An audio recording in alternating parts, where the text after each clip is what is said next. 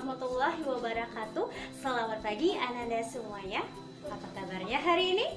Semoga Ananda selalu dalam keadaan sehat dan selalu dalam keadaan yang berbahagia. Jangan lupa tetap semangat dalam mengikuti pembelajaran walaupun kita dalam pembelajaran jarak jauh belajar dari rumah.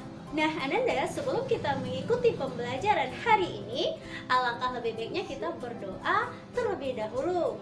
Bismillahirrahmanirrahim. Rabbi zidni ilman warzuqni fahma waj'alni minas solihin. Amin. Baiklah Ananda, pada video pembelajaran kali ini kita belajar pada tema 5 ekosistem, pada subtema 1 komponen penyusun ekosistem, dan masih pada pembelajaran kedua di kelas 5 bersama Ibu Guru Elsie Febriani dari SD Negeri 37 Sungai Bange.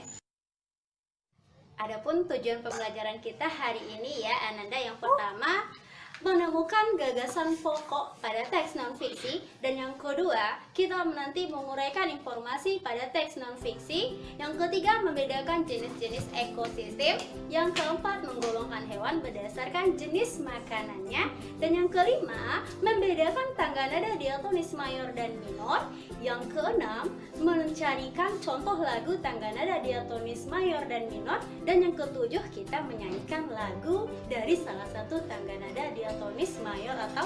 Nah Ananda, sebelum belajar Ibu mau tanya, siapa yang punya hewan peliharaan di rumah? Apa saja hewan peliharaan di rumah?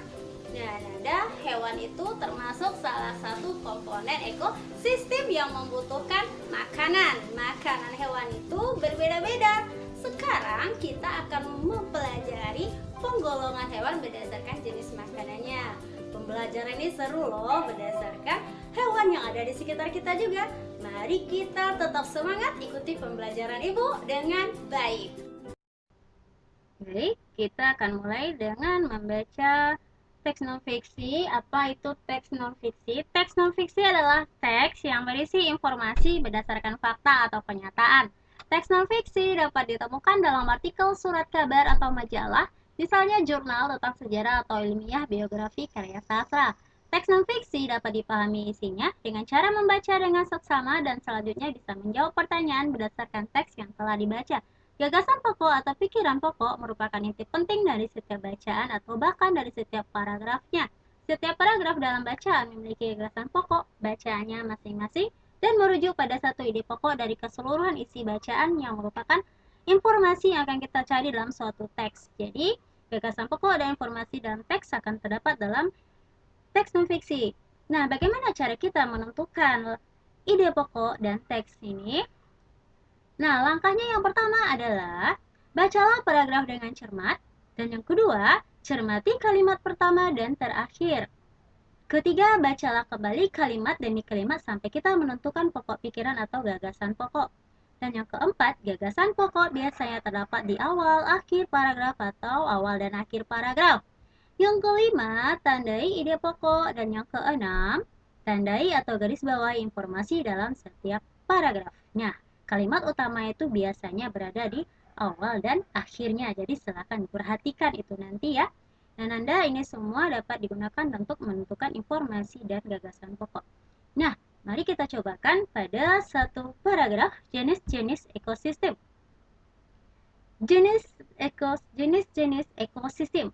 Pada dasarnya, ekosistem yang ada di dunia dibagi menjadi dua, yaitu ekosistem alami dan ekosistem buatan.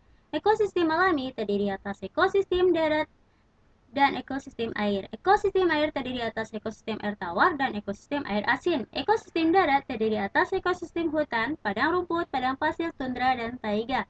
Ekosistem buatan merupakan ekosistem yang diciptakan manusia untuk memenuhi kebutuhan manusia. Sawah dan bendungan merupakan dua contoh ekosistem buatan. Nah, ini apa ide pokoknya? Yaitu ekosistem yang ada di dunia dibagi menjadi dua, yaitu ekosistem alami dan ekosistem buatan. Nah, kira-kira apa informasinya?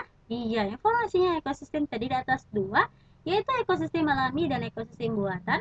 Ekosistem alami seperti pelaut, hutan, dan ekosistem buatan sengaja dibuat untuk memenuhi kebutuhan manusia seperti sawah dan bendungan.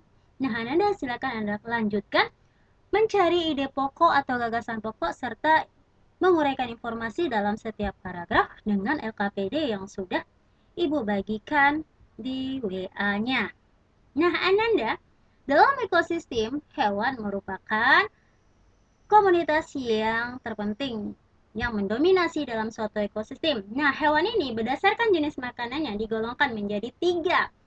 Siapa yang tahu? Iya, herbivora, karnivora, dan omnivora. Seperti lihat pada gambar, ini adalah tengkorak hewan herbivora, yang mana hewan ini biasanya memakan tumbuhan.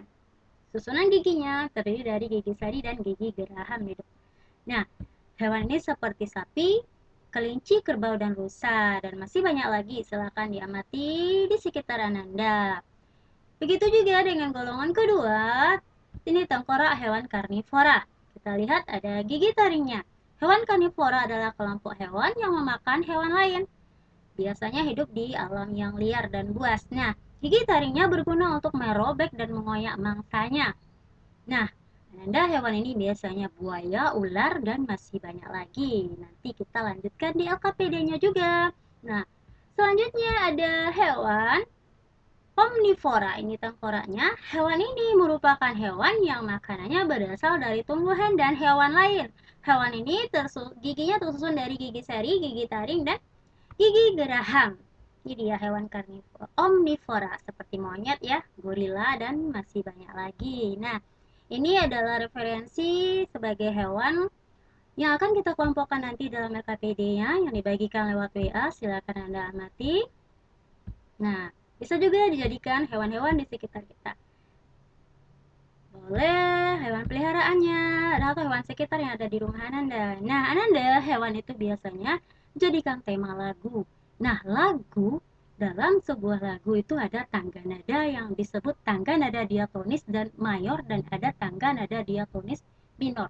Tangga nada diatonis mayor merupakan tangga nada yang bersifat gembira, bersemangat, biasanya diawali dan diakhiri nada do.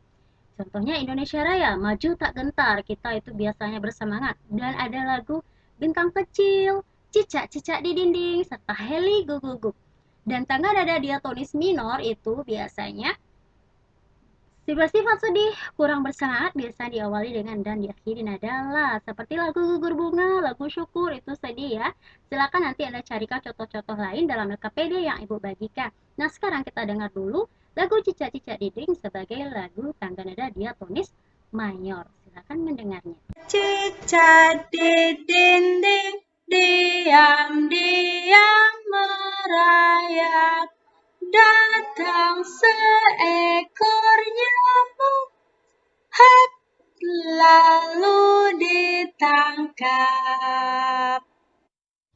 Nah, baiklah Anda, itu pembelajaran kita hari ini. Jangan lupa semua LKPD-nya nanti difoto, dikirim ke Ibu melalui WA.